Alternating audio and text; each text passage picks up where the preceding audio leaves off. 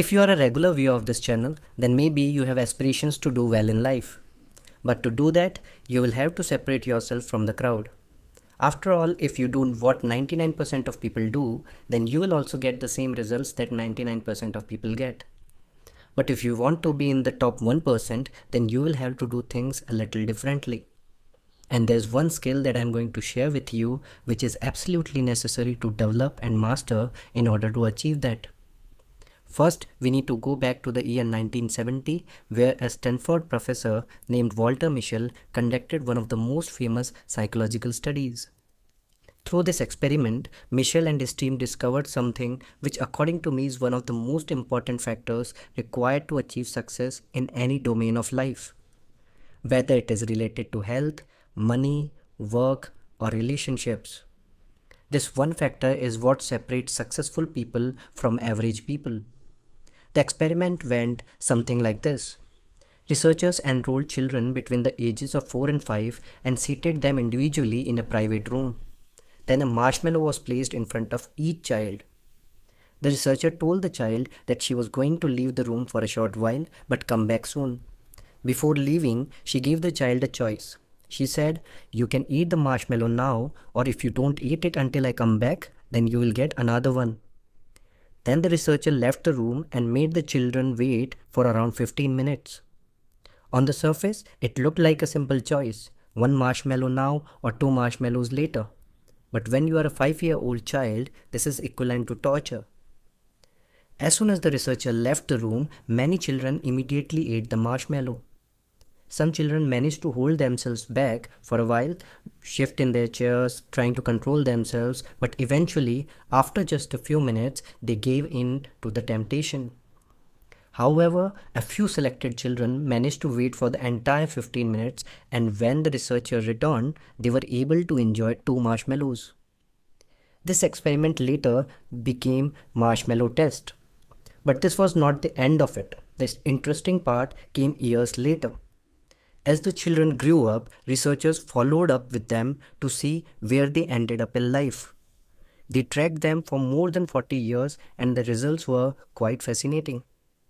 The children who were willing to wait for the full 15 minutes instead of giving in to temptation immediately ended up with better grades, were less likely to abuse drugs, were healthier and less likely to become obese, had better social skills, and performed better in other areas of life. The answer was completely conclusive. The children who were able to delay gratification were the ones who moved ahead in life. And if you think about it, it makes perfect sense. If you are able to save a portion of your income instead of spending everything on luxuries and immediate wants, then you will save more money and retire earlier. And also, if you choose healthy food and exercise instead of indulging in lazy and unhealthy lifestyle, then you will feel better in the longer run. Also, if you study diligently and read more books instead of choosing quick fixes like scrolling on social media, then you will become smarter and have more options in the future. There are many more examples, but basically this shows that thinking long term instead of short term takes you further in life. But wait a minute, the participants of the marshmallow test were children. And if the children who waited for the second marshmallow became successful, while those who didn't wait remained average, then doesn't that mean the ability to delay gratification is actually a predetermined trait that we are either born with or not? We got the answer to this question from another study that was conducted at Rochester University. They tried to replicate the marshmallow test but added a small twist. Before offering the marshmallow, each child was given some additional experiences with the researcher. One group of children was exposed to unreliable experiences and undependable researchers. For example, the child was given some stickers and then promised that they would be brought a bigger and better selection of stickers. But that never happened. Or the child was given a small box of crayons and promised a bigger box later, which again never happened. Meanwhile, the other group of children had very reliable experiences and dependable researchers. A bigger box of crayons, they got it. Better stickers, they received them. You can probably guess how these experiences impacted the next marshmallow test. The children in the unreliable group had no reason to trust the researcher. They did not believe that the researcher would bring them a second marshmallow, so they did not wait very long to eat the first one. On the other hand, the children in the reliable group showed the opposite results. They trusted the researcher, so they waited on average 4 times longer than the other group. Just a few minutes of reliable or unreliable experiences were enough to change the behavior of each child in either direction. This also means that the ability to delay gratification is not a predetermined inborn trait. It is not something you are simply born with or not born with. It is influenced by other factors, and most importantly, it can be trained and improved. But don't misunderstand this. There is a reason why most people cannot do it. Because it is hard. Our brains are hardwired for instant gratification.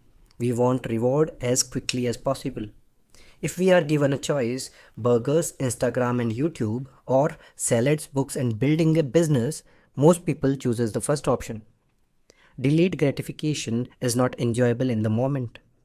Its reward take weeks, months and sometimes even years to show up. That's why we are more attracted to things that give us immediate pleasure. Large corporations understand this very well. That's why apps, content, and products are designed to be instantly gratifying and addictive. So it's not a surprise that most people struggle to delay gratification. The environment is working against them. How can they do it? But this is exactly where your edge lies. If everyone else is trapped in instant gratification, then simply choosing differently puts you ahead of them. You may not be able to change the world, but you can change yourself. And while others chase impulsive pleasures, you can focus on the vision of a better future for yourself. Now the question is, how do you do this practically? First, be very clear about one thing. Delayed gratification does not mean that you should stop enjoying life. The problem arises when delayed gratification is taken to the extreme and enjoyment disappears completely from life.